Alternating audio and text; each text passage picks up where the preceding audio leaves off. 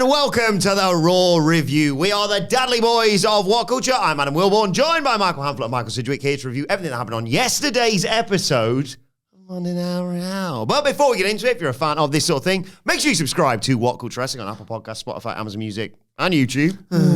We do daily wrestling podcasts where we not only review Raw, but also SmackDown, the show formerly known as NXT 2.0.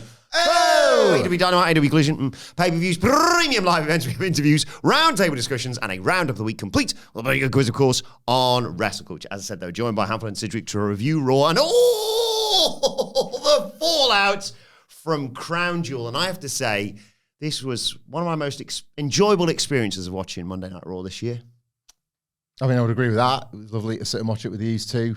1 p.m. in the afternoon. Oh my God. But I did rewatch some of it last night with the kids. Obviously. Partially for the purpose of this review. And one of my thoughts yesterday was, as we were just having a crack and hoeing Skittles around and stuff, was that... There's a rogue one down there somewhere. Yeah. Is it? I'll eat it. Is it? I'll find it was it. a little bit wrestling heavy. And I still think that. But... like, it was a pretty big segment, wasn't it? It was a pretty big development. A big development, which I think we all might have seen coming. A bit more. Had we paid more attention / heard what they were talking about. They did foreshadow this quite heavily throughout the show. But maybe that was more fun to enjoy that way and see it as more of a shock. I don't know. Yeah, I've already watched it and talked about it. It was a procession of 3-star matches with one big angle that Triple H hasn't got the source to book on purpose. Those my succinct, broad thoughts. It helped me understand why you're not as high on this show on a Tuesday, watching it with you on a Monday. Like, it was interesting, like, your takes as they were happening. Like there was a point where, like, you came up for a bit in a match. I was like, what's he asked about that for? Like, it really was, like, genuinely sort of... Something cool probably happened. I'm thinking, get the pin. Like, I want to see what they're going to, like... sell in some sort of backstage segment, or like what are the Thicko Usos going to say next? And you were like, this is rubbish. This, I was like, yeah, like wrestling. Well, I like it too, but you know, Everything in moderation. You've got different needs. Got a wrong brain, man. Different needs. As Matt Rains pointed out, how do you grow up on Bret Hart and then go, you know what? I've matured. See what this Jey Uso guy's about. I guess I've just got quite a range of different tastes. Shut up, man. Look, this Raw was match heavy, wasn't it? Yeah. But very noteworthy in terms of what happens at the end, but we'll get there. Yes. Triple H wouldn't have done it on purpose. Another sensational wrestling pivot from the game. 2 in 2 years, bloody hell. That's not bad. We start with a big recap of Crown Jewel, obviously, and then out comes the technically champ. Oh, yeah. Yeah. No, he's a no champ. Is that going to happen? But apparently, yeah. That's exciting. Well, I don't know. I did hear the report that was like, we hope it's a broken arm or something, because that's easier to sort of like judge when he'll be back for. Whereas like muscle injuries, you're just like, well, how long's a piece of string? Yeah, more complicated, complex. I don't know. But the last thing you want to do, drawing on AEW's 2022 example, is to create an interim champion. True. Yeah. I'm not saying that there's no way it can be done if the great Tony Khan couldn't manage it, but like even by giving someone an interim title, you seem to wind them up. You position them that would as be that dreaded safe pair of hands. That would be CM Punk technically, because he's the number one contender. Yeah, that'd be funny. Deserves that. I was going to say, I suppose Seth could keep his title, and then Punk could say, well, I've got a belt. And just like spray an X through it and say, this is the real one, actually. Yeah. Could do that. That was pretty badass. Yeah, it was stupid. And when you put the X through the E specifically, and that got everybody's eye on it, done on purpose. Trying to take the elite. Where else would he do it? Where else would he do it? In the middle. CM Punk, Real World's champion. That I wrote about it in there. The self-destruction of CM Punk and AEW. He keeps saying that. Stop doing that Freudian slip. I mean, it did self-destruct through completely like the systemic mismanagement of that situation. But there were quite a few signs of it's declining and rapidly, and the ultra hardcores just would not sanction that correct take, if I recall correctly.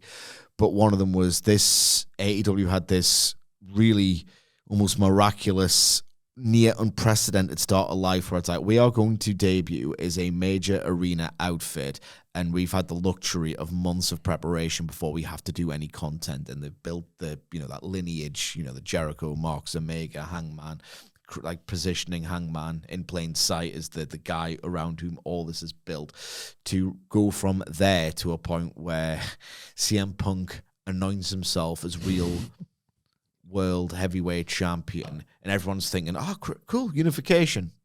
No. He just wants it. It's like, right, okay, so you've gone from this company, and I made this point in the article, but it really brings into focus just how far they fell of, literally anything's possible. You can get, like, any cool wrestler out of mothballs. Oh, here's DDP. Oh, we'll engineer a working relationship with New Japan Pro Wrestling. Here's, what was that awesome match? Moxley versus Nagata. Oh, yeah. I just get Nick Gage to do, blood, unscripted promos. Anything is possible. Cool. I can fantasy book it and they'll do something better. All right, your main character, Hangman Page, I can't even feud with his rival. F***ing mint. God, this is crap now, isn't it? Anyway, CM Punk deserves the interim title consequently. Yeah, enough about that AEW crap. Out comes Seth Rollins.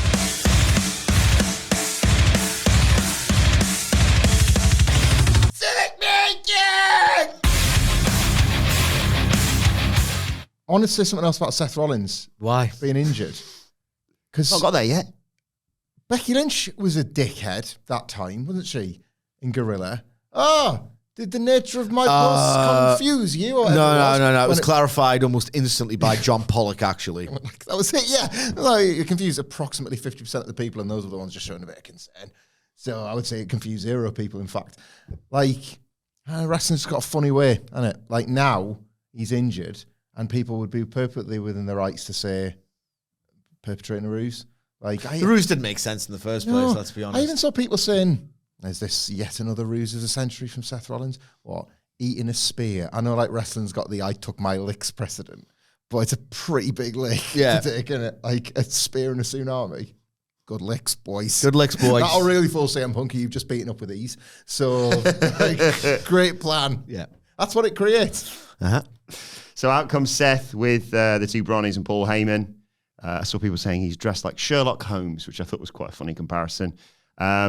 He's got the ridiculous... He looks pregnant in that jacket because of the size of that crown jewel title he's wearing around his waist. You look like an idiot. He does his usual spiel. Fans have been calling him a wanker, so he calls them wankers, and they love it. He says, look, this is my vision. Tonight's about him. He wants to take a moment to recognize the greatness he's assembled. Talks about Paul Heyman, his oracle, who came to Seth in a moment of need. And with his vision, Paul has been solidified as the undisputed GOAT. What is it, April? Seth is a blessed man for being in Paul's presence, and they hug, and he kisses Paul's head like it's... I think it's Barthez. I think I've changed my mind. It wasn't Frank Leboeuf. I think it was Laurent Blanc and Fabien Barthez from France 98. What tournament? Anyway, he says, 6 months ago, there were whispers about Bron Breakker's potential. With Seth's vision, Bron has flourished and is the undisputed future of this industry. Hamflett, give me a little twitch. It's like Miz doing the Miz, hey, ho, it's Miz and Morrison. I was like, Seth, you're coming across like a real dick here. If Bron Breakker was to hypothetically spear you, you'd sort of have it coming. Yeah. Then he says, then there's big Bronson Reed. 6 months ago, he's on the shelf. The crowd are singing for Roman Reigns. He says, Bronson couldn't beat Roman 6 months ago, but Seth's vision and knowledge of Roman Reigns led to Roman's downfall, and now Bronson is the new tribal chief. He's got 2 questions for Perth. Who is the greatest world heavyweight champion of all time? Why is it him? Roman likes to say there are levels to this game. Well, at this moment, there's no one on his level, Seth's level, that is. The difference between him and the other greats of his generation is he hasn't needed anyone to get his success. The fans obviously chant BS to this. He says, look, Roman needed the Shield and the Bloodline. Cody needed Seth to beat Roman. Coney, who's that? Cody needed Seth to beat Cody Roman. Rhodes is. I don't know who Coney is. Seth doesn't need the vision. I don't visit Cody Island on the ride to New York. He's done everything this year on his own. He says, I beat CM Punk and Roman Reigns at WrestleMania on my own. I won the World Heavyweight Championship on my own. Show? WrestleMania. Okay. I trounced Cody Rhodes with one good arm on my own. The facts, I don't need any money. I don't need the men in this ring. I chose the men in this ring. They've chosen me because I'm a visionary. I am a revolutionary. I am the greatest to ever do it. Seth freaking Rollins. And he gets loads of pyro. Bron's still not. Could we do the segment in the middle of the show with the three, like them all backstage again, and then just talk about this Seth Rollins turn? Because it's kind of puts a cap on things at the end, but we did a live reaction to it yesterday. So, because they do another little talk, don't they, backstage? I just think it's like worth analysing this Seth turn now that we've heard everything that Seth's actually said, as opposed to yesterday when we were on the stream and, you know, it was just having to watch without knowing what was going on. Yeah. Because, you know, like, this was not just foreshadowing, this was kind of showing you that something was coming sooner rather than later. Yeah, so we go to the Vision's locker room. Paul Heyman is there. He has been doing the whole show singing Seth's theme song. He says, this last 6 months have been nothing but smiles. The next 6, 12, 18 months, the future's special. You can feel it. You can sense it. Something big is on the horizon. He's not sure when or how. He gives the two Bronnies props for what they did to the Usos. We'll get to that. He says this is the most incredible weekend of his professional life. He compares how the two Bronnies have developed to the birth of his daughter and marrying Becky Lynch as one of his proudest moments. Just give me a number between 1 and 19. 4. He says, this is the mountaintop. This is rarefied air. Breathe it in. Very few men know what this feels like. Rollins says he's on cloud 9. There's absolutely no one that can knock him off. F***ing hell. No, Like f***ing hell. No other podcast will give you a fart along with the rarefied air, though, will they? No. Right, so yeah, all that, and then at the end, Bron Breakker shockingly spears Seth Rollins. Spoilers. Oh, yeah. And Paul Heyman and Bronson Reed are told to make a choice at the same time, and do, and they all turn. Like, this is... Keep going. What? Just making sure he sees them. My notes are all... Yeah, Proper you're and correct. present and correct. Planned fart. Yeah. Yeah. He's the Underlined, put in bold, and yeah. capitalised. Never in doubt. All business. So All correct. gas, no brakes. I mean, that's excellent stuff. Is it? Yeah.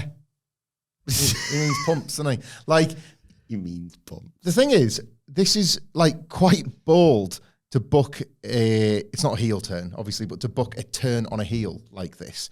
Because Seth Rollins hasn't done anything to I got baby. no choice. Yeah, but like, they've not, in the build up to it, they've not made any attempt to like make Seth Rollins sympathetic in any way. You know, if you knew this turn was coming, maybe he's going to be out injured for ages. They don't know, but they're going to do that. They're going to pull the trigger now with this thing that we've seen pretty much from the night the stable is formed. That one day Bron Breakker will burst out with this stable. Maybe Bronson Reed will turn, whatever. And we've had a version of it here, but often what will come along the way is that you'll start to either kind of babyface Bron Breakker or babyface Seth Rollins so that the turn has that impact and you can see this immediate divide. That wasn't the case here. Yeah. Seth Rollins was a dickhead the entire night, right? And he kind of like, he earned what happened to him ultimately. So this doesn't feel like Bron Breakker alongside Bronson Reed and Paul Heyman, heels, villains, will now be baby faces. You know, they've really put the Seth Rollins guy in his place. Nor does it particularly feel like Seth Rollins will be this cheered hero for returning bravely from an arm injury and having his group turn on him at the peak of all their powers. I just think that's... Obviously, it's a pivot, and obviously it's something they've decided they've got to rush. But I just think it's weird. I think it's It's all strange. very weird, this. Yeah, like it was good and it was exciting, but I think you're asking a lot of all the characters when Seth Rollins makes his return. Like, you've also set up a babyface in CM Punk as a number one contender, regardless of what happens to the belt. Like, if there's a tournament for a belt, Punk's going to be able to say, well, I've got the shot, so it's going to be me next versus whoever. I don't know. Like, it reminded me, different circumstances entirely, but when I always use Evolution turned on Randy Orton as an example of how it gets something really wrong.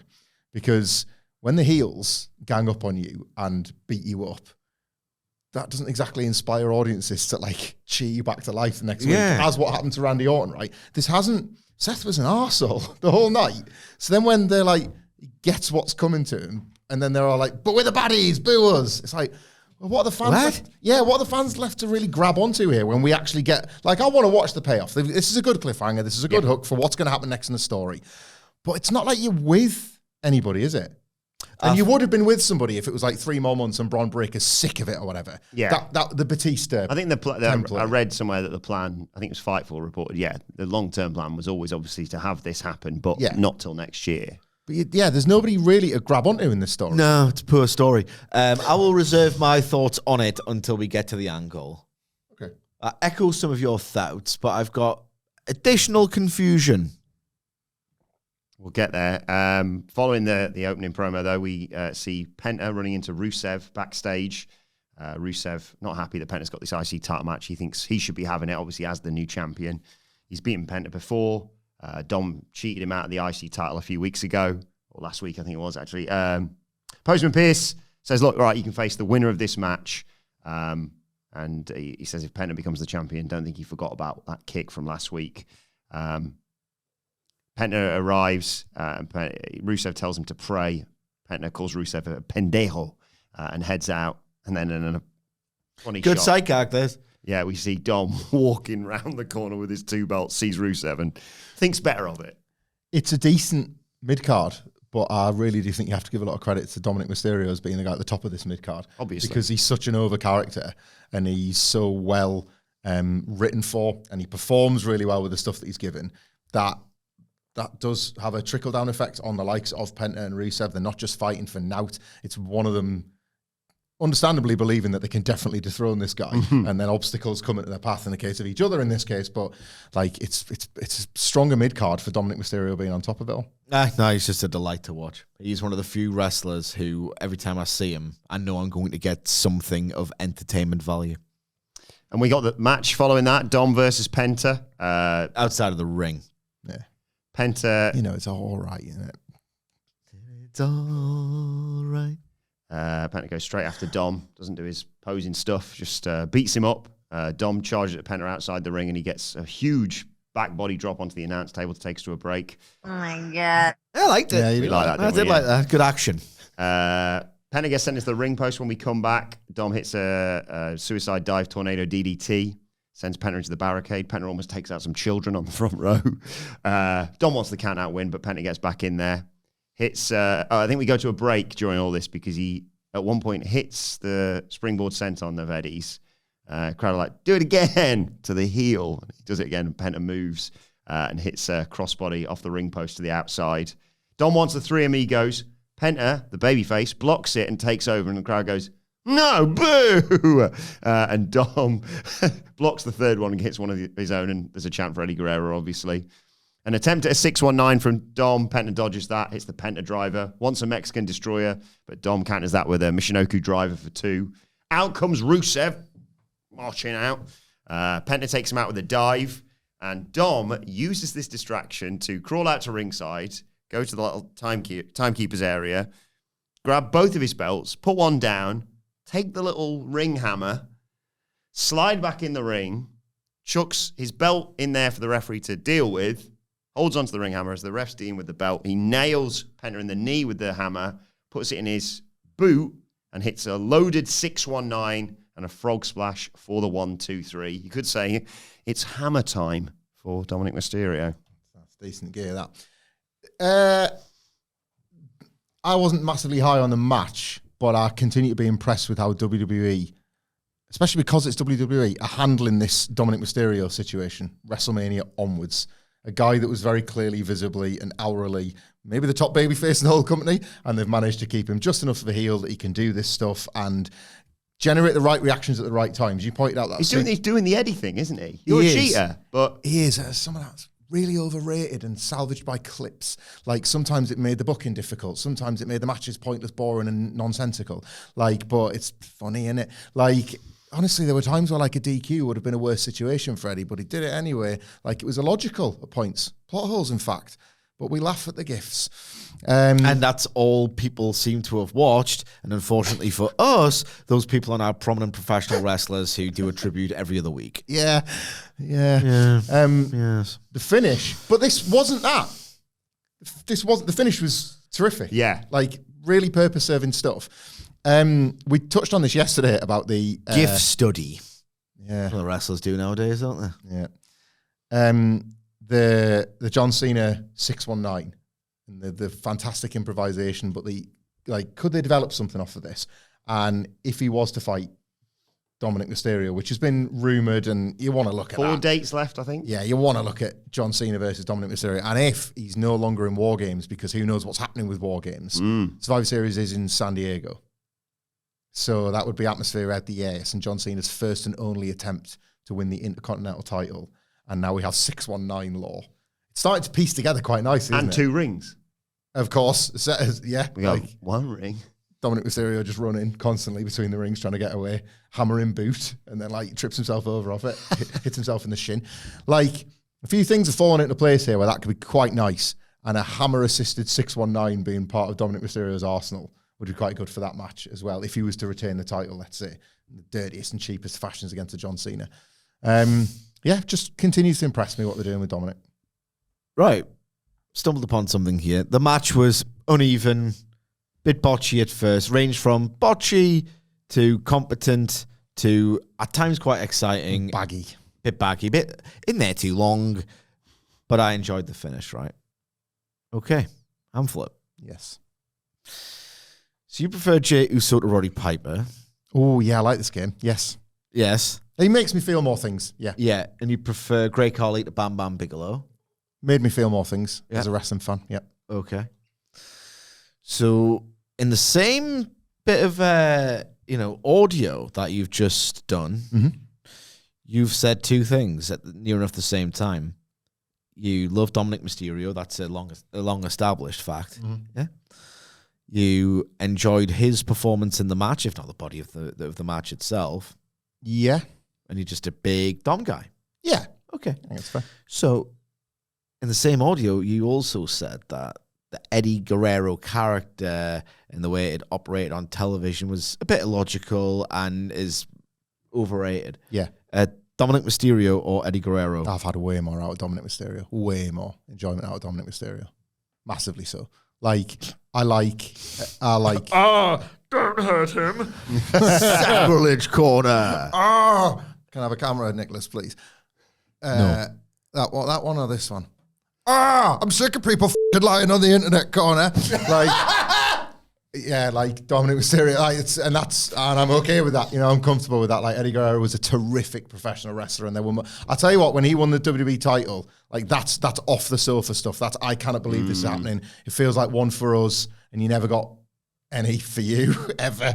So that was quite nice. Quite nice. You are quite good at winning the belt. Ceiling of my enjoyment. Like, I don't think any of the run lived up to how cool that moment was. You know what I mean? Like proper.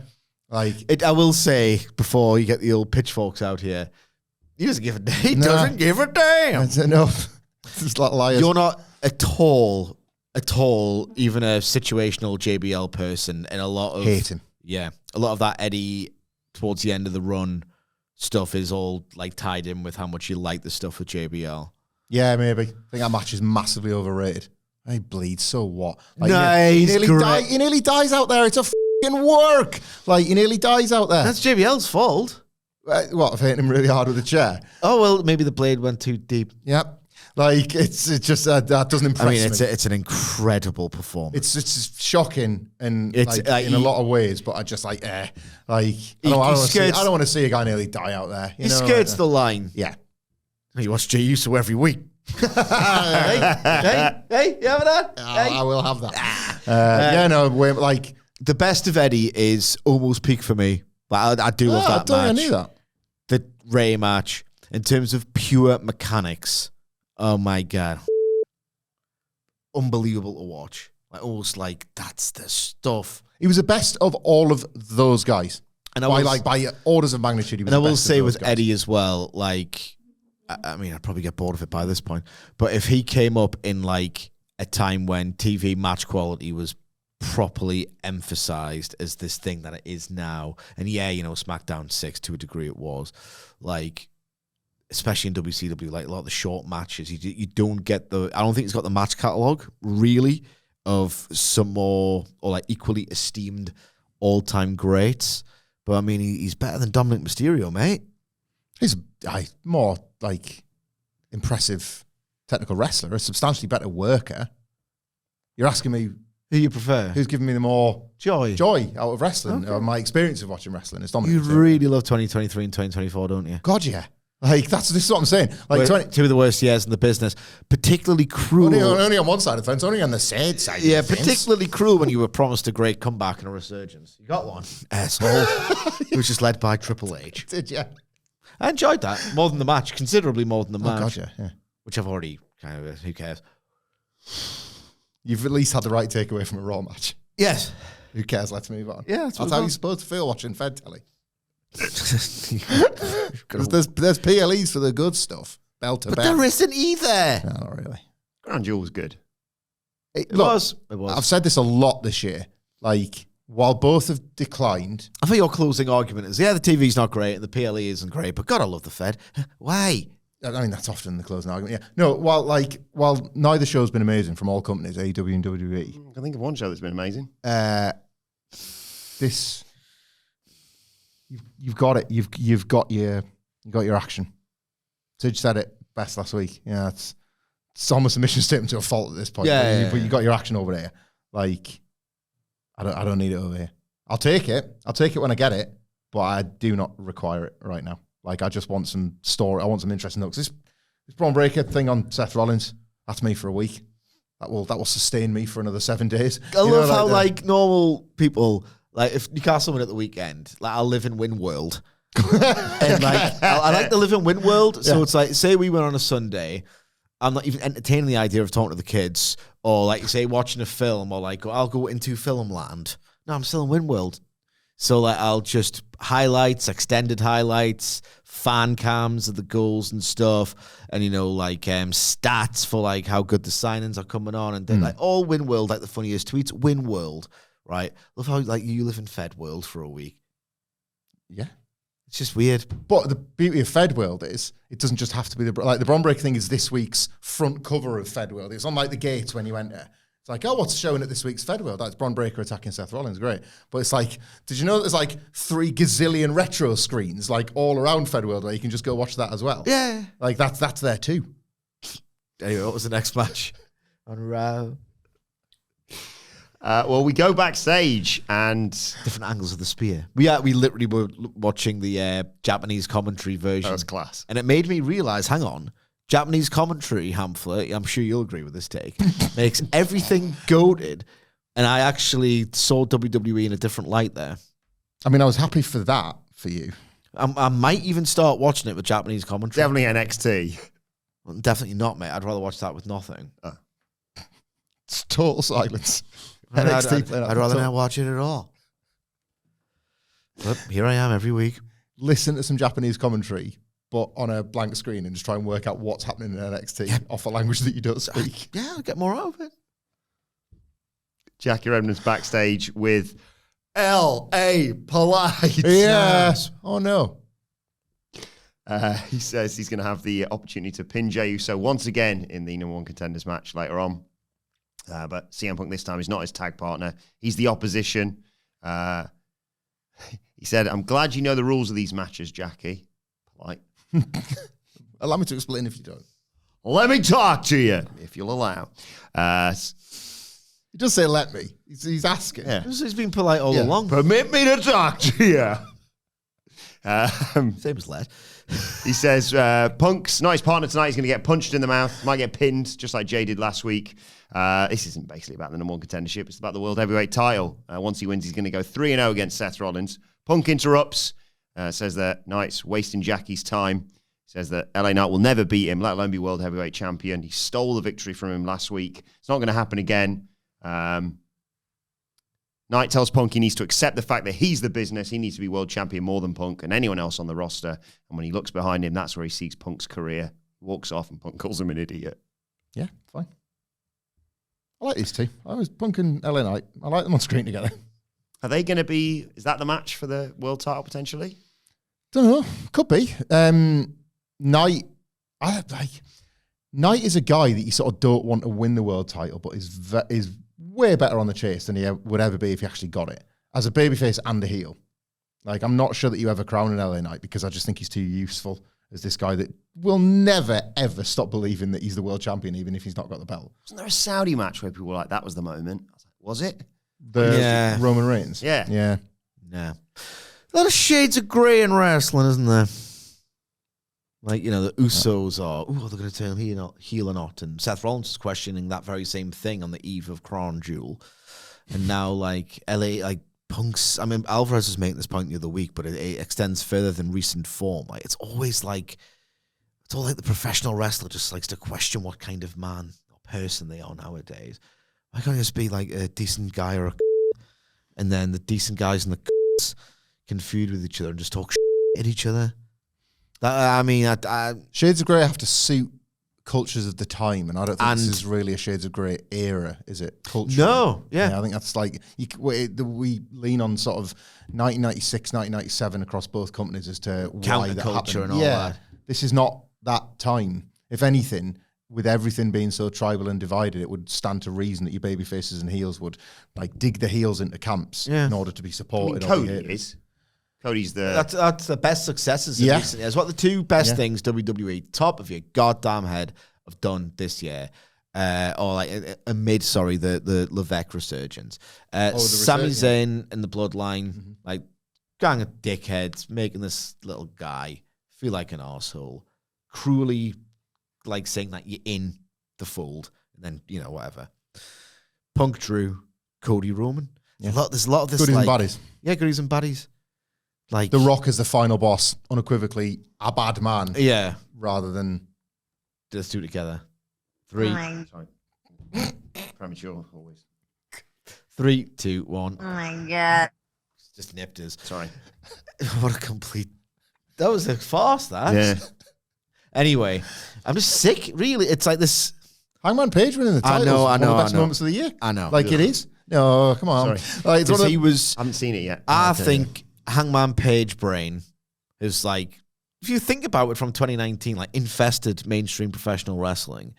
And I think he's the only one who can get away with it. Yeah, it's his fault, yeah.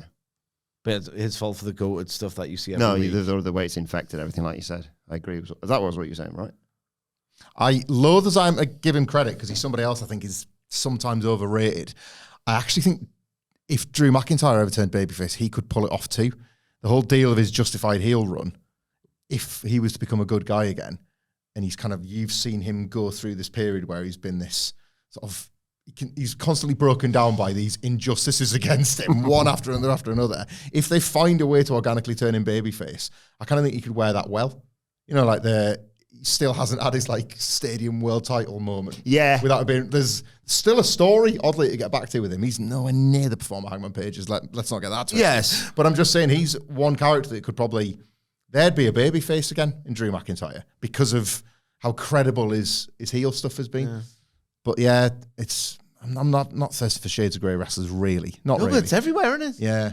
It's been happening for years in all the companies, WWE and AEW. MGF was doing this for a long time. Yeah. Hangman Page has changed everything. Can't be arsed with it anymore.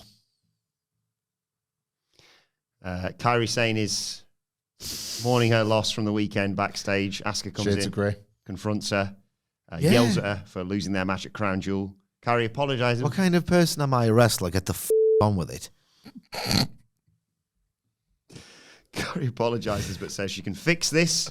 And Asuka says, yeah, you can. You're going to face Rhea Ripley and remind everyone that I'm in charge. And she's like, excuse me? She said, yeah, we're going to destroy everyone. And Kairi's like, about that, and pulls back her hair to reveal a real nasty-looking bruise on her forehead.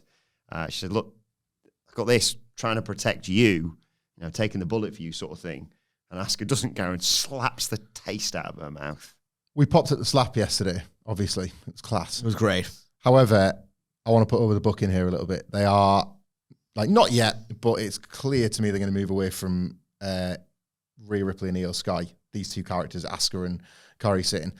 That's good booking. That's proper stuff. They've established two characters in Asuka and Kairi Sane, kind of out of nothing. Asuka just returns, is an arsehole, hates everyone, and is brilliant at it, and Kairi Sane's forced to make a choice. And it's all within the context of Io Sky and Rhea Ripley initially. But that match has happened. There'll probably be like one more. There's a bit of afters, like you've got to kind of wrap it up, I guess. But in the aftermath of it, you've created... War games? Maybe. Yeah. But there is an aftermath now where you've created this babyface super tag team in Io Sky and Rhea Ripley. Not another one. two heels with their own story, and Asuka and Kairi Sane becoming its own feud, and Kairi Sane probably becoming like this renewed, revived babyface when she fights back. That was what I got out of just watching this like properly, was that right, they're putting in place a pretty cool proper babyface term for Kairi Sane, because this Asuka heel character is so fantastic. And when you get a good character, that's when you can help use it to elevate other ones as well. Yeah. Sammy Roman. Hell of a template. Yeah, it's like the template. Not for me, I like it. We see some UFC fighters on the front Yeah, row. Asuka's very good, though, and it will work. And then we got Rhea Ripley versus Kairi Sane. I was thinking of kicks in the face. Does the thing. Yeah. I did like the bit where I didn't notice this. I saw this on socials later. When she does the stomp, because people are like, oh, she just mistimed the jump. No, Io's selling when she slams her foot down. She's like, whoa. Yeah. Oh, shook the ground. Rhea has the power advantage against Kairi Sane. Put a foot up here. It goes on 30 minutes. It was long. I'm Was long. Felt long. Kairi sent it to the outside with her head scissors. going to work out how long it was. Well, I'm going to find out, and then we're going to play a game. All right. There's a distraction from Asuka. Sky goes after Asuka. Kairi nails Sky, though, to take us to a break. We come back, and Ripley hits. Sorry, I was just watching a clip of Darby Allin being a complete dork on that Ariel Helwani interview. Seen the clip of that? Is this I don't like wrestlers continues to use cancer too trivially for my liking. But I don't like that, He created but this boot off about Punk, and he wasn't on about Punk. Yeah, they're still mates apparently. No, like he's in the process of getting interviewed by Helwani, and like a staffer hands him like a glass of water, and he doesn't really play by society's rules much. Darby Allin. So what does he do with it? I know, by the way, so I'm out. I mean, I can't say he drinks the water. Like, Nah, that's what the man. Does he- would oh, want does he him- like- That's what the man would want him to do. doesn't do like a pretend, like Ariel's saying something, he takes drink, he does like a pretend spit take. No. Crap, but he do. But Drinks from the opposite side, stop hiccups, maybe. It's not that. Darby Allin's got the. He knocks the cup off the table because he doesn't like what's been put in it. Diva-y style. No, he's not a diva though. He's more like Rebel. he's more like a rebel. He just doesn't play by society's rules. I don't know. He pulls it over his head. What? Darby, you've got more of it on you than in you. Yeah, his own head, not Ariel's. He goes like, he's like, whoa. I mean, that What sounds, is- that's. I'm gonna have to watch this when we get back to the desk. That sounds excruciating. I said it on the Dynamite review, bro. John Moxley is feuding with Dean Ambrose. Yeah. You know when they say, right, Grow like, up, Darby. remember all those rumors when, like, people would get copium, like, in 2019, how the Fed sucks ass. Oh, well, that sucks for everybody. Not for me, I liked it. But there would always, like, every few months, it's like putting a transfer rumor together. Like, what do the fans want? Oh, I'll get a click by making it look like that club is interested in a player that they have a positional need for, and then ipso facto click, even though it's completely baseless. Remember when it's like, oh, what people click on? We never did this. We only aggregate. We don't make up stuff. We just aggregate stuff that other people make up. That's the difference. Or report on accurately or whatever. I'm joking. I'd be like, oh, guys, Fed's going to make a comeback because they're going TV 14. Yeah, Julia's coming back, guys. Don't worry about it. This John Moxley versus Darby Allin feud, or what's turned into the last couple of weeks in AEW, is what WWE would do to Dean Ambrose if they actually went TV 14. Yeah, mustard. That's for babies, that. He's going to have Molotov cocktails. Tune into Raw, all you 15-year-old cool kids. That's what it is, isn't it? Now he's pouring water over his head. Complete and utter. I don't make me hate him. Don't make me follow society's rules. That's what he doesn't do that, though. I kind of drink through my skin, if anything. That'll quench my thirst. Honestly, what are we doing here? So anyway, Rhea Ripley beats up Kairi Sane, and Io Sky's just loving watching this. How can I quit the system? I quit it a long time ago. I tried my own path.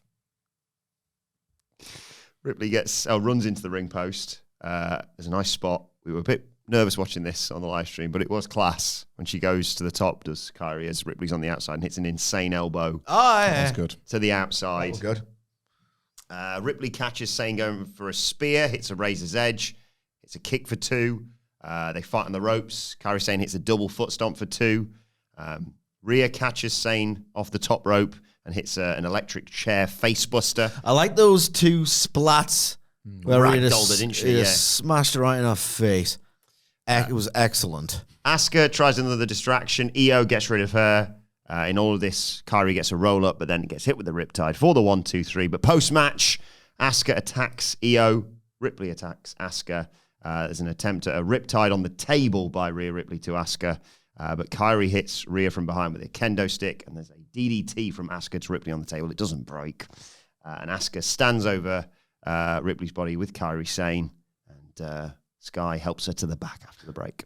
Yeah, the physical contrast spots were good, but you could have done this in half the time. And I'm not just like saying that because it's raw. It's your default. And I want less action on my TV show. Like, the point of those physical contrasts is that you do tell the story quicker and you keep it a bit sharper. And the idea is I know it wasn't an underdog babyface, but a smaller wrestler is going to stand a chance. They need to work quick and effectively and decisively. Otherwise, look what happens to them. They get splatted down.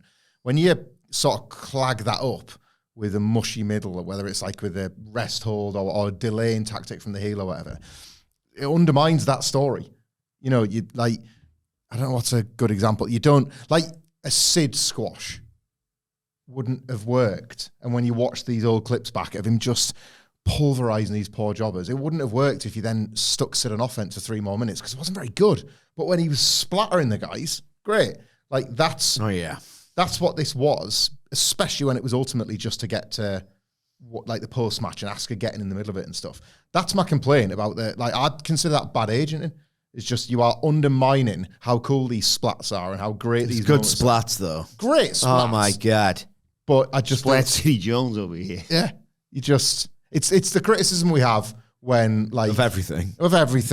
But when the obvious winner obviously is a problem in AEW is not as big a problem if these matches take 3.5 minutes, but they only take 9, and it's like, how are they getting so much in on them? Turns out the obvious loser wasn't obvious all along. They were, but you're just trying to illustrate that that's not the case. Maybe Lee Moriarty might be world champion. Yeah, Wrestling just can't help itself. No. Can't help itself. It's lazy on TV because you could just fill it with different content. Yeah. No, I'm with you completely. There was some just really glorious flickers of that certain strain of pro wrestling that I'm always be in love with, even at my most apathetic, where it's like, this feels ill-advised, reckless, and dangerous. And if you can cultivate that feeling when I've got such limited capacity for that, please bottle it, sell it to me. I will buy it. If you're going to sell it to me in the process of a match, don't then bore me. Please don't do that. So I echo Hamflett's takes on this absolutely 100%. There was that, it gave me that, that bloodlust feeling, bored, edging my bloodlust. It's time to play the game! Time to play the game! Ha ha ha ha! How long were the match? 11 minutes and 12 seconds. Was there 2 breaks in this? I'm being particularly cross. No. 19. It was 15 minutes and 55 Split the seconds. difference. Too long. So what did you say, 11 minutes what? 11 minutes, 12 seconds. Who wins? Rhea Ripley. I think I win, actually. Good lad. I will say... All about winning, Sid, you know that. It's all about winning, I know. Constraints help creativity. Massively so. If I was in charge of it all, I wouldn't have a single TV match go over 10 minutes at this point. Maybe in a few years' time. Make you feel special. Wow, when I firmed my control, then I will, you create rules to break them. So when you break it, it's kind of shocking, or it's special, or it's different. What was the name of your wrestling promotion we created at the end of last year? A New Level, which when I was did a fantasy match It card. was so much fun, though. It We was should a do it good again video. this year. It was a good video, that. And mine was called A New Level. It was like probably 2000s indie-rific name. I was listening to Pantera a lot of the time, and I still am because they're my favorite heavy band. And as I was like cosplaying as the fans going, A-N-L. It sounded like anal, as in anal sex. So I would 10 minutes max. I mean, how many times have we sat here? And we only say it because we continue to be unmoved by a lot of TV matches on these blandly competent shows that we see every single goddamn week, often multiple times. Like, wrestling cannot help itself, but just go long for the sake of it. 10 minutes maximum. And then when you get a match where, right, okay, no one can emerge as like this breakthrough star by taking someone to the limit in the way that the 1, 2, 3 Kid and Bret Hart did, you know? Jeff Hardy, Undertaker, all those classic examples. Everyone takes everyone to the limit. Yeah. It turns out the limit's not that. The limit does not exist. Told you, man, like when TNA debuted and they had an hour, they like fictionalized that problem as a positive. It's the fastest hour on television, and here's proof. Here's a 10-minute countdown clock playing the entire time. Get you in and win, because this is how much TV time we've got. Like, make yourself a star, kid, whatever. Like, there's a way to fictionalize it if you wanted to, even if it was speed. Well, yeah, sort of like. Well, not really, because they just do like it's an incremental, like, sort of increase in actual speed. Like, it's kind of a joke, really, Wilbourn.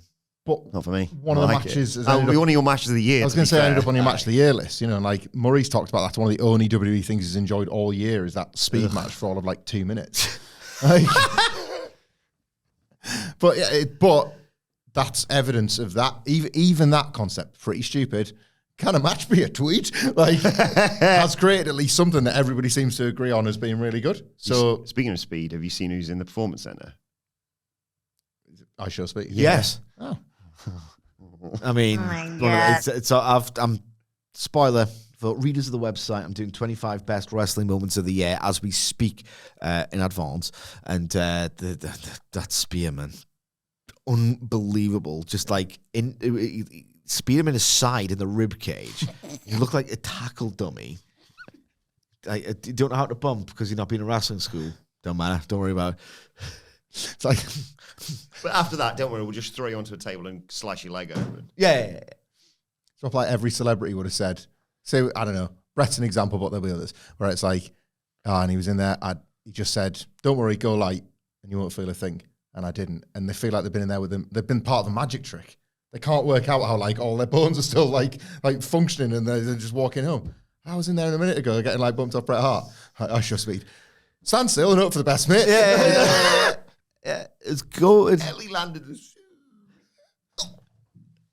Oh, can't help me noticing you're not turning around. I'm running really fast.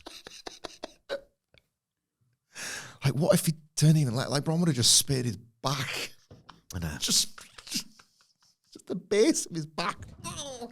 It's great. He'd have hit him. He'd have hit him. It's one of the moments of the year, yeah. And you got loads of losers saying they should bring the Hurricane back in the Rumble. No, don't do that. How many times can you pop for one guy? I remember when he took The Rock to his limit. He beat The Rock. I really dislike the Hurricane, you know. Pretend double choke slam You on know, Austin I and need. Triple No, I H. kind of at some point need new material. I've done Road Dogg, Kane, Triple H, Matt Hardy. I need to like dig deeper into my wrestling aches. Like, have you seen the Hurricane on Twitter? Ugh.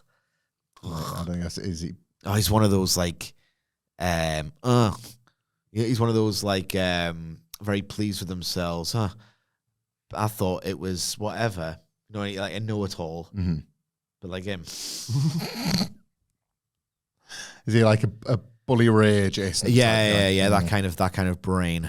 I didn't notice that in the Cody Seth match, Cody was calling the Vertebraker Din's Fire, wasn't he?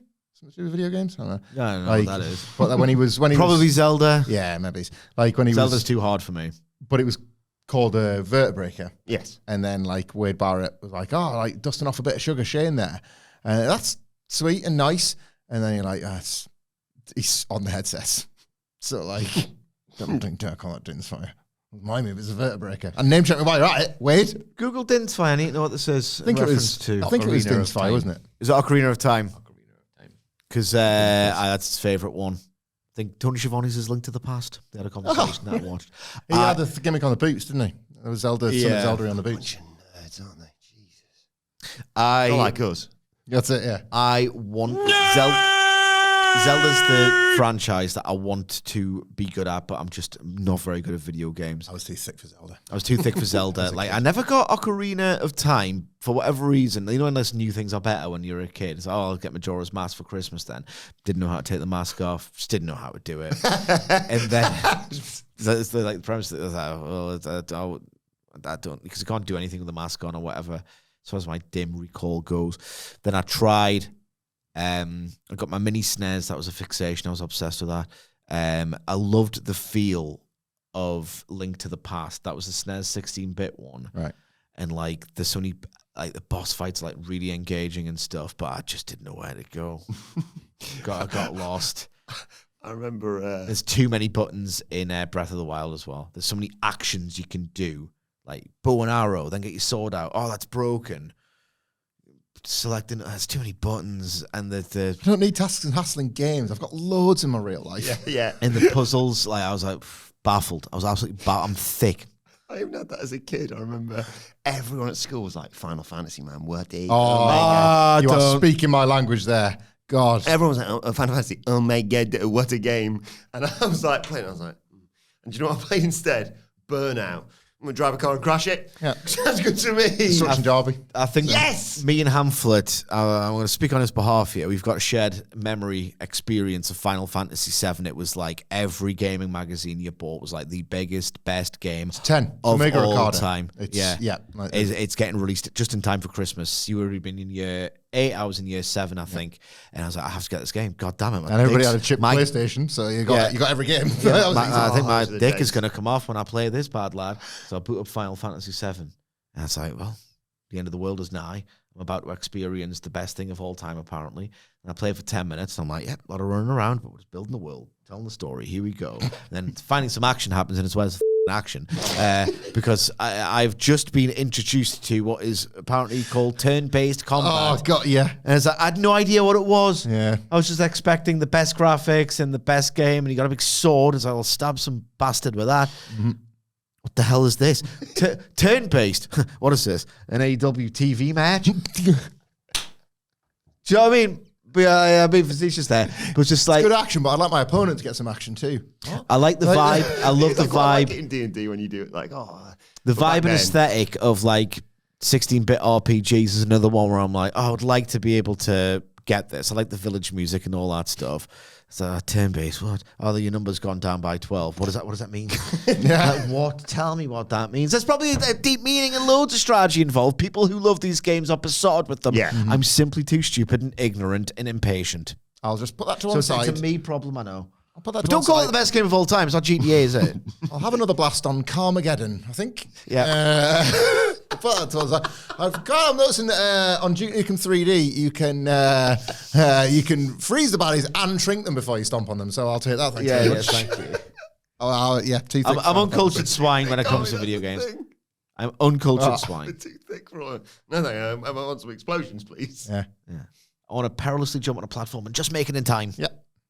You do that because it requires action and a button press. I think Final Fantasy was mainstream as well. Yeah. Lots of your mates were like... You play, Nicholas? Pardon? Did you play Final Fantasy? No, all my friends loved it though. I've never got into it. I watched people play it a lot. So I would... Explain puss. Well, you know. Tell me when I'm telling lies. And that's why... What would I be, like 30 or something? Bobby Fish, more like Bobby Rat up a drain pipe. Let's have a look. Final Fantasy 7. That would have been like 97, 98. Yeah, I was 12. Yeah. It was 12, 13, probably 13 years old. Oh, great. I was 7, so. 7 Slim Plus. Yeah. Shout out to Ash Brown, who tagged us yesterday, reminding us this was 3 years ago yesterday. And I mean, folks, where's the lie? See people, Sidge. There's people there. It's not, I don't believe you. It's a little crawl into the ring as well. Someone yelled something as well. If you watch the whole clip, so Garrett Kidney shared it, and someone yelled something, and it's like they're in a vacuum. That promo It's on the moon. Bobby Fish's delivery, it was so useless that he could cut it in this like 7,000-seater TNA show. He'd still get the same reaction. Yeah. Huh? Off. You want a bit, didn't he, Bobby Fish? Yeah. The Usos meet backstage. That was a bit of a tangent, but it's okay. I bet the Usos weren't Final Fantasy kids. I feel good about that. Jimmy can't believe they're getting blamed for Roman's loss. Jay said, maybe we should start listening to Roman, start looking after ourselves. And Jimmy says, you know, so what is it, 2022? Jimmy says, you don't sound like yourself. Jay says, look, I appreciate you going after the Vision, but I've got a big triple threat match tonight. I can't make the same mistake I made in Paris. You're on your own. Jimmy's like, you're making it out like I can't handle business with Bronson Reed. You go handle yours, I'll go handle mine. Part. We have a laugh at my expense for my interest in the Jey Uso character. Don't mind that element of it. The rest of this is just on fumes at this point. Yeah, it's like it is just I can buy and emotionally invest in like, well, what is next for like Jey Uso, and is he going to actually turn heel, or like is he going to try and work with being this baby face that needs to find his way back? And I like it, and I'm invested, and like he will not win the world title again probably, but I will watch him try and fail and whatever. When it comes to being on screen with Jimmy and Roman and all that, it's run on fumes. Run on fumes. The Destination is always a terrible match. It's Tubi Hangman Page. Well, all of this, is Jey Uso a good man or not? Or can he be redeemed? Or is he a star? Or is he the main character? Main event Jey Uso, main character Hangman Page. Tubi Hangman. On the Crown Jewel review, I think Sidge thought I was comparing it to the Elite, this latest Bloodline chapter, just to take the piss out of I mean, they've ripped it off wholesale. Well, it wasn't just to take the piss out of AEW. It was because I didn't want to be a hypocrite, because I'm sick of them interacting in AEW. I mean, I'm sick of Kenny Omega and the Young Bucks interacting. And this feels like that to me. It's like, I will say, though, just be with other wrestlers, you know, like the... God, I didn't get much sleep last night, Jesus. Why is that? I was just lying awake at night wondering whether Jungle Jack Perry can coexist with Kenny Omega. Are you me? I'll talk about this more tomorrow. God damn it. But it's the finite amount of time that Kenny Omega has left at near his best level. I'm pretty patient with like Seth Rollins and CM Punk. Darby Allin or something. It's the same thing. Like there's you cannot just have these wrestlers that's only with each other all the time. Yeah. There's 52 too weeks much of that as well. 52. There's too much of that as well. 52 weeks in it, yeah. Same wrestlers. Like Shades of Grey and these wrestlers that can't get out of each other's way. There's too much of it. Yeah, God, just shut it off for the rest of the year. I'm not joking. I know. I know you're not. What are we doing here next week? Well, what we got was Bronson Reed versus Jimmy Uso. Not like that arsehole, and you want to play a 52 card pickup, and then you just throw 52 cards in it and pick them up. Do that with the That's quite funny. Do that with the rosters. Dickhead. Yeah, do that with the roster. What's that PWG show? Mystery Vortex. Mystery Vortex. Both companies now. Just take a punt. Like, can wrestle like. All right, keep Cody and Punk just over there. Mystery Vortex the entire rest of WrestleMania, and is it going to be any worse than what you currently lined up? Probably not. Like, everything's up in the air, really. There's like, I know you like the Sami Zayn Rumble story, but if it goes another year, so what? Like, if you could win the Rumble in Saudi, maybe you could win the belt in Saudi instead, and you wait another WrestleMania cycle for that. Like, you could, outside of this proper money dream match, never delivered, could deliver it, Punk and Cody, you could vortex the entire rest of that roster, and WrestleMania would probably be just fine. You got enough over characters. Yeah. Same in AEW. Like, you could mystery vortex an opponent of Hangman Page, and it wouldn't be any worse than what you're kind of cycling through. What you're already doing. What you're doing, yeah. Like, mystery vortex both shows. Yeah. All the cards up in the air. And him, this is him. My FA Cup, man. My FA Cup idea. The FA, yeah. Put the balls in the bag. Put the balls in the bag and just do the fixtures every week. Mint, man. You can be a box. So Big Jim jumps Bronson. Oh, God, I forgot about this. You'll just skip it. No, I need to mention, because you might have missed, Jimmy Uso actually had injured ribs. Sort of a target, really, to to aim for. He'd injured every organ and bone in his upper body. What did we say? He'd been mummified. Based on the bandages that were placed on this man. Do you get it? He got in some offense, but got caught. It looked all like gas. Got caught by Reed. It was a hit with the world's strongest slam. When we come back, Bronson's still in control, but he missed a backsplash. Jimmy, silly monsters, tries to always missing their splashes and hitting the ring posts, aren't they? Right, we've got a good spot to come. Jimmy tries to hit a Samoan drop, but he can't do it. But he hits a running hip attack for 2 and a whisper in the wind as well. Tries for another Samoan drop, but collapsed. Reed lands on top of him and hits sentons and a tsunami for the 1-2-3. Bron Breakker comes out to celebrate. Well done. I'm going to have to kill someone. Spears Jimmy in the ring. Reed goes in there, holds up Jimmy. Breakker spears him again, and then he's like, quite fancy spearing someone through a barricade tonight. But Jey runs out to make the save for his brother. Clears the ring whilst also eating a unique-looking corner splash. Do you remember that from Bronson Reed in the corner? Oh, God. There were several wrestlers on this show who were like, it happened during Rhea and Rhea and Kairi as well. They were like 3 seconds behind everything. Yeah, when Rhea hits that post. And Jimmy Uso's 10 seconds behind everything. But Jey helps his brother, but his brother doesn't seem that happy about what's been going on, basically. Yeah, this is the thing. Like, I don't care that it's happening between these two. I don't mind that Jey Uso's taking a different path. I think this match was whatever, who cares? But like Bronson, not me. Bronson Reed, certainly not me. Good trip, like good trip to Australia for Bronson Reed. Like a very productive weekend if you're Bronson Reed, and if you're WWE trying to get more than what you're ever going to get out of him as Bron Breakker's heavy, Seth Rollins, however this shakes out. Like if this was a little project of this little trip to Perth, a success story, I would say with Bronson Reed. Like he wins. Nobody's going to remember the match. Nor should you. It's terrible or boring. We'll take your pick. Both. Yeah, if you're why not both? I wouldn't push back on either of those. Thanks. But Bronson Reed has definitely like found an extra gear here and good timing for it with the Seth Rollins injury as well. It continues to sort of impress me that they get things out of him, and I always worry how it's always him in particular. I worry how cruel I'm coming across because I just thought there was nothing. I just thought there was nothing. He's one of those weird guys, man. There is something, and I always thought there was nothing. Yeah. You know? Like, he was fun in NXT, and they brought him up. Bit. And he was released for a bit. Yeah. Yeah. He's got steady work. Got the Jonah run beat. Oh, God. Like, you know? Like, I don't like his tweets, mate. Is he another tweet guy? He's like a hurricane guy, where it's like he's kind of, I thought you wrestling fans would know this, but you didn't, you stupid Mark. Sorry, Wilbourn, that's my last swear. I've done a lot today. When he was injured and he was like, I'd have got him or something. All caps. So, something like Bronson Reed, his pin tweet is something about Triple H fawning over him.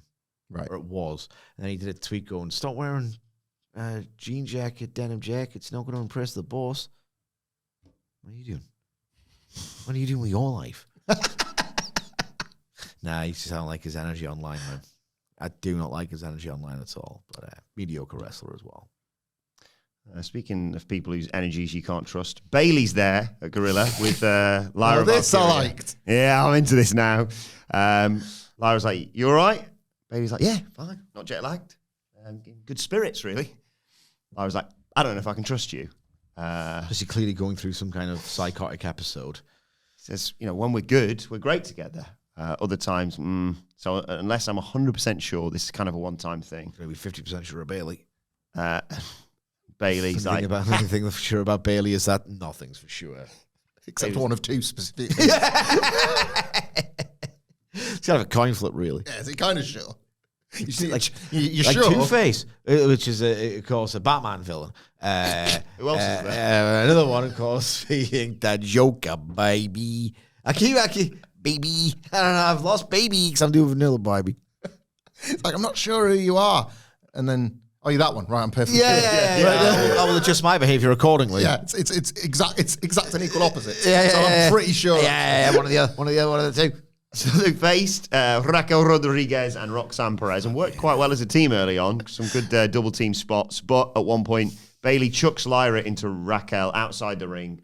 Triple H's mid-card booking is do Kofi Kingston versus Dolph Ziggler across the entire card for like 6 months. Roxanne Perez It is, isn't it? Like, she's worked all these matches. That cage match listing, if you stopped and scrutinised, it could be damning, I think. Like, because she's got the quantity. I like her work, but I bet there's a lot of repeat matches here. Raquel caught Lyra and hit a fall-away slam into Bayley. When we come back from the break, Bayley... Happened a lot of those Judgment Day tags in 2023, didn't they? Oh, yeah, but I mean, every single one of them was... I wanted to see them on his face. I'd watch a comp tape for them tomorrow. Do you know, like week after week after week after week. Who's Seth going to get this time? Kevin Owens, Cody Rhodes. Everyone's massive now. Everything, the power's back. What's happening over there? Oh, Punk, you started a bit of a fire there, Mel. Get yourself home quick. Like get yourself home. It was the most unbothered WWE has ever been. I've been thinking about this. Like the Kit Wilson character of the like Road Dogg being like, what are the woke saying now? Let's make Kit Wilson. They just don't take pot shots at people when they're firing. Like when the creative is good, it doesn't actually matter what the criticisms are. I like Triple H coming out of this year and it's like, they go on, they want to get the results as it pertains to who's going to win at WrestleMania. Just stop paying attention and enjoy the story. They didn't say that once in 2023. People are just enjoying the story. So unaffected by petty gripes and criticisms because like broadly people are trusting the process again. Like it's so quick how it turns in wrestling. And it's like, what do you mean you bothered? Everything's better than ever. In fact, shut up. Like it gets so outwardly defensive, and that just never happens when you shoot hot. Yeah. So after the break, Bayley catches Roxanne with a Bayley to belly, makes the hot tag. Lyra runs wild for a bit, and then they cut her off. Perez hits Bayley with a top rope Hurricane Rana. Perez hits that nice double springboard moonsault for 2. Valkyria comes in, clears the ring, and checks on Bayley, trying to fire her up. So she slaps her as hard as she can across the face, and it causes Bayley to go to that place. She loves it, though. Bayley should not be going to that place ever. No, not ever. Bayley hits a suicide dive to the opponents on the outside, sends Raquel into the ring post, sends her over the barricade, and then gets Perez back in there. Flying elbow drop, Rose Plant, 1, 2, 3. They have, as of this week, because in the spot where I think it was the Hurricane Rana, like Bayley took it on the head and then was like selling the head, and then Lyra Valkyria comes in and like, oh, I think Bayley's going one way. So I'll like slap her and she'll go the other way. They have now canonized Bayley's schizophrenia. Is it okay to call it that? I don't know what. That's what they're going for. They've canonized that Bayley's schizophrenia can be controlled by shots she absorbs to the head. So everything was going swimmingly. She's a good guy. And then the Hurricane Rana. Lyra, as we discussed, you're not that, you're that. Quick, hit her in the face. Hits her really hard in the face. Reset! And she's fine again, and she goes on and like wins the match. Like Lyra as a weirdo whisperer, as we saw with Tatum Paxley in NXT. Like, got previous. That's now the bit. It's awful. Rather than Jesse and Festus and a bell, it's a shot to the head. Like, if she slaps her, let's get him. And then Roxanne Perez. Like she's just going to have to keep... Oh, yeah, watch that. Me too for a week. Like, it is getting worse. Yeah, it's so dumb. I can't be honest with this. And more watchable. Yeah. I feel like... Yeah. The problem is I have to watch like a 10-minute TV match involving the same wrestlers I've seen wrestling on TV for the past like 5 weeks, it feels like. Unworthy. Paul Levesque's booking is to do the Kofi Kingston versus Dolph Ziggler across every match on the show. I don't like it, but I'll ruminate on it. It's correct, that's why. You don't like it because the truth hurts. This is the bit where we went to the Vision's locker room. Set it all up for later, and then we see go through that again. Postman for the Pierce third time chatting to AJ Styles backstage. I like this. About how Crown Jewel was an amazing night, but he's not going to complain after losing to John Cena. Pierce tells Styles that he and Cena created a moment in time. Dom walks up and is like, "Oh, shut up! I'm the only double champ at Raw." Pierce is like, "We're kind of busy right now. If you're trying to drop a hammer on someone else, do it in another time." Dom's like, "I don't know what you're talking about. Having to defend this IC title all the time. Next week against Rusev." Styles says, "Cheetah McGee has a point. Cheater McGee. Cheater McGee. Cheater McGee. It's like a reverse of like Kid Rock saying body slam a Democrat somewhere. Kid Rock watching Row at home. Cheater McGee. Cheater McGee. Head snaps back. You mother.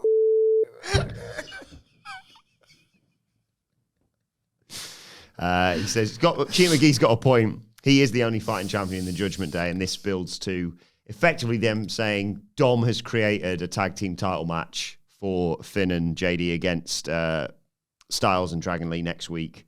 And Pierce is like, it's a great idea. Do you want to tell him or shall I? And Dom's like, what have I bloody done? Yeah. Otherwise, this would be fine. However, they're trying to hang a lampshade in the fact that like Finn and JD McDonough really are bad tag team champions and never defend the titles. I completely forgot they exist. Yeah, like Dominik Mysterio setting this match up. Inadvertently, babyfaces him for trying to make the tag division better because it's weak. 3 title matches next week. Yeah. Tag, IC, and Women's IC. Becky Lynch versus Maxine Dupree. Aye. Becky Lynch announced ahead of time that she's not going to Perth. There's yet something else that opens the door for Braun Breaker to strike if you want to attach that narratively as well. There's a few things that can stick to this. Do that work for them, you can. Always happy to do it, Sidge. Come on. We all row the boat when it comes to the Fed. Shut up. There's an interview with Stephanie Vaquer, Women's Crown Jewel champion, of course. She says she's the first woman in company history to win 4 titles in 1 year, which is very impressive. She's interrupted by Roxanne Perez and Raquel Rodriguez. Perez is not happy. She should be world champion, basically, not Vaquer. She was the last person to beat Io Sky. Should have been her wrestling for the title at WrestlePalooza. Vaquer tells her to stop crying and do something about it, and Perez says, I will, but on my own time. So Roxanne needs a clock as well now. Yeah, a lot of people need clocks. That's the clocks. To my esteemed colleague's point about the repeat matches and like that one in particular, that tag match and Roxanne Perez doing too much, if there was other wrestlers, because this tag match before was to illustrate the now you need to hit Bayley into doing what you want. Yeah. That's what That was a story. That was a lead. Put them against somebody else. It didn't occur to me when we were doing the watch along, but like Roxanne Perez lost and then came out as but like, it's not fair when you're facing that version of Bayley in that place. it's a handicap match effectively. Yeah, because come there's on. 3 of them. Exactly. Yeah. No, Roxanne Perez coming out and like there's plenty of weeks where Roxanne Perez could legitimately call her shot. Yeah. She had the ammo here. When Naomi had to surrender the title, I was like, put it on Roxanne Perez. Yeah. Lots of different times and places for Roxanne Perez to say that. Immediately after being defeated in a match is not one of them. No, the Vax's a fraud. That's bad booking. Yeah, the Vax's a fraud. No, that specifically was bad booking. Who is Observer Booker of the Year? Is that going to Tony Khan this year by You're default? joking. No, Ava, probably for me. Shut up. Year on year development.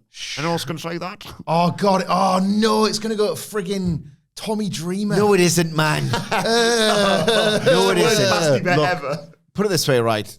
If you want to distill it and simplify it as much as possible, wrestling is all about promotion of the big shows, making you get excited about the big shows, and then executing well the big shows. WrestleMania 41 versus All in Texas. There is absolutely no competition. One company lied about the attendance. You don't like that? Don't like lying about attendances? Inflating it's fine. Just don't outright lie. Okay. A turnstile count again for another bloody all in. How many times are we going to do this? Come on. Yeah, and to be fair, best bookers really, build on stuff and get that viewership climbing. What was it? 300,000 last week. Come on, guys. Ass handed to you by the Sixers. Right, main event. You're going Shawn again, aren't you? Increasingly unbearable. You're going Shawn Michaels again, aren't you? Obviously. For the 5th year in a row, I think. Shawn and Ava. Give it, come on. Right, and yeah. Santino, actually. 3-way tie. But then the Rock's the final boss. Yeah, just give it the Rock. Unbearable. So, just before the main event, they announced... But he doesn't deserve it, does he, Tony Khan? This is the thing. Can you give it to nobody, this shit? Like, For All In. No winners. Well, it's not being the banner. Yeah, we've discussed this ad nauseum. You're right, it's on the all-in moment, and that alone, isn't it? Hangman He Page booked opens the that most briefcase. popular. That's it. He booked. Like, stop talking. We're having an earnest conversation. Yeah, here. I'm interested. The person who booked the show that seemed to most energize the respective fan base was And look what they've gone from there with. Tony Khan. Has Tony Khan made a litany of errors? Yes, the Death Riders. Well, no, because it came good in the end, obviously. That's informing the success, critical and commercial. Yeah, I mean, look what they've gone from there. What was it, Texas. 300,000 again this past week? John Cena's terrible heel turn, R-Truth being the major talking point. Oh, yeah, it's not Triple H this year. There's too many Saying it's Triple H. bad things, yeah. Obvious answer, guys. I've got some glass next to me.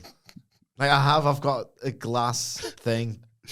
I'm just glad you're not Darby Allin, so you don't pour that water in your head. Damage the equipment, mate. Imagine if he'd shorted the mic in the studio. That would have been great. Can't hear you now, Darby. Show's over now. Stupid idiot. Ariel's like, thanks, that's $3,000. Right. I need to say this. That's the sort of Darby Allin content I feast on. It's like, oh, God. Well, we're at the main event of the evening. Triple threat number one contenders match. Jey Uso, L.A. Polite. Yeah. Oh, no. Yes. And CM Punk, who gets a huge reaction. They keep singing his song when the music gets turned off. Early on, What was brilliant about that last with the sign? I've waited 19 years to see CM Punk. I did the math calc and drag on that this morning. That means she's waited specifically since he debuted on WWE ECW to see CM Punk.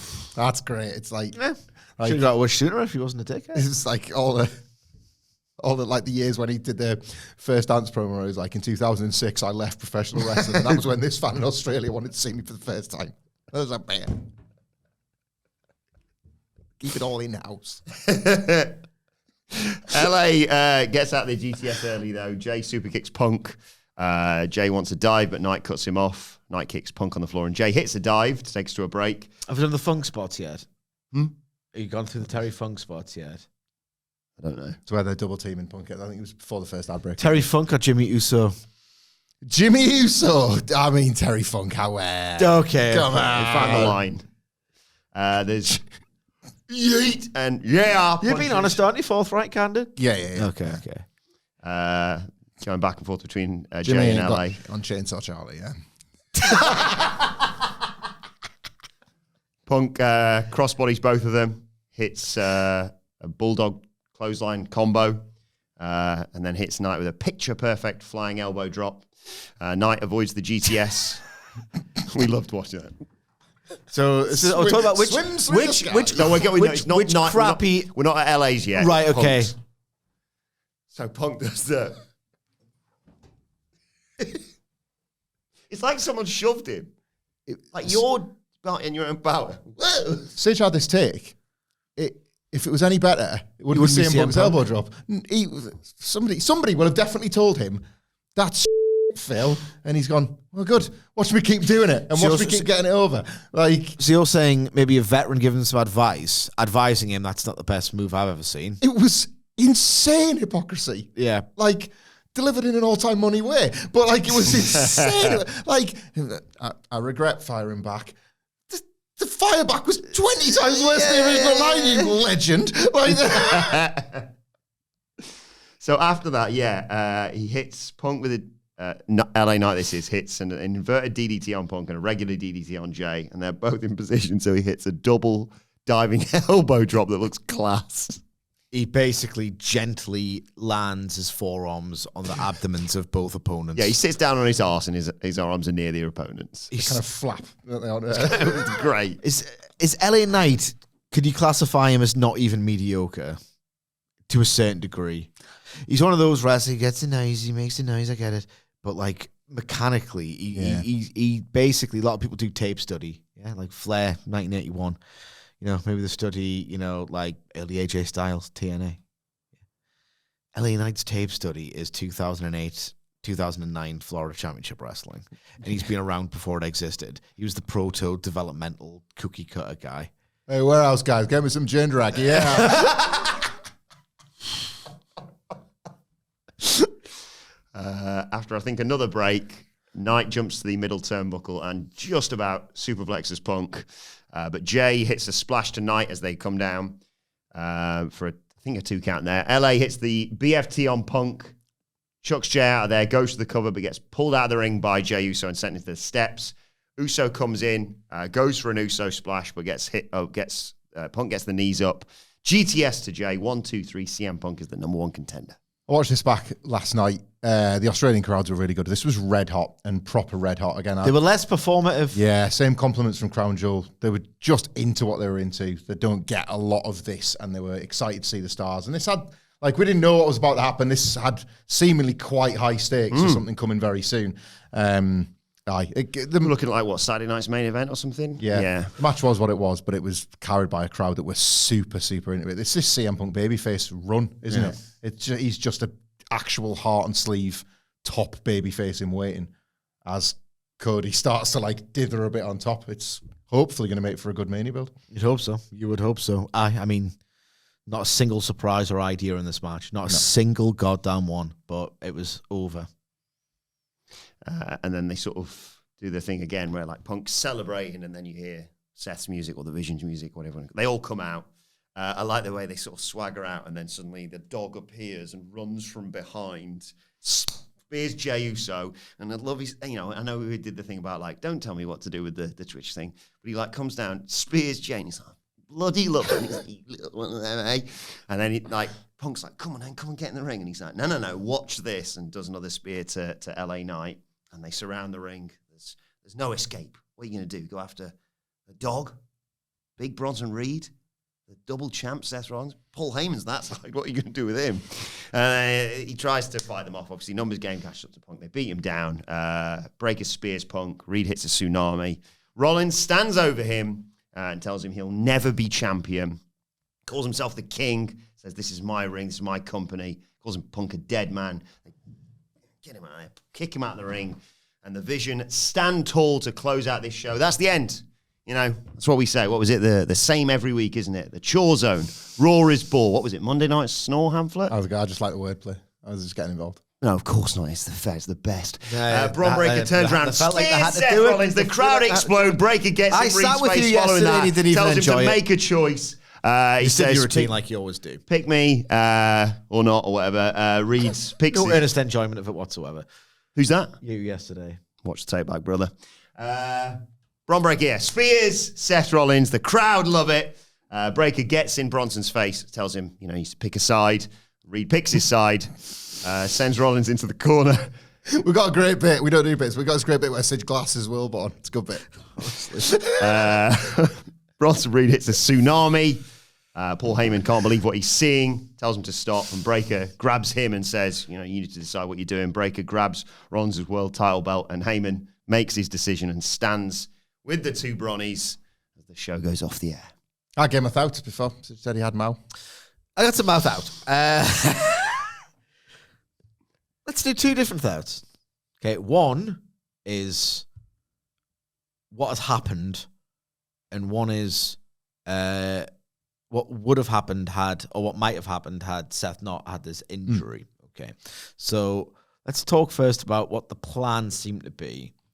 Seth Rollins, I'm doing him now, bloody hell, same thing as bloody April, exposition, aligns with Paul Heyman and Braun Breaker to do basically Evolution again, right? Because he's the guy. It kind of makes sense for him of all characters to do an Evolution stable, okay? Mm-hmm. Because he is principally interested in the smooth running forever of his beloved WWE, for which he's a total mark. Mascot. That was the set. Yeah. Can't have Roman here, he doesn't turn up half the time. Can't have Punk here, he's going to only way he's going to get the validation that he desperately wants to be the top guy of this company he loves. Yeah. Same every week, same every week, pretty much. Give or take. Get to October, right? Suddenly, he has to do it by himself. Why have a stable then? He does it by himself. Why have a stable then? I mean, that was that one match. He was challenged to do it by Cody. That was Cody Rhodes. Cody Rhodes said, can you actually do it by yourself? Tell him you can. But then Paul Heyman was like, yeah, you know what? You probably should do it by himself. The Paul Heyman doubting came from the fact that, like, after like 5 minutes of Brock Lesnar, he remembers like what a real, like, monster bad guy looks like. And he's a real monster bad guy. He's the worst. But that's like in narrative. Okay, so narrative, that's what I'm saying. Yeah. Still shouldn't really have a stable, and I don't think. Here's what. So I don't like that anyway. Like all that Seth questioning. Yeah. What kind of man I am? What am I? What kind of champion am I? Yeah. Not a very good one. What time is it? Not a very good pro wrestler. So he's saying when he's holding the watch. Yeah, don't like any of that.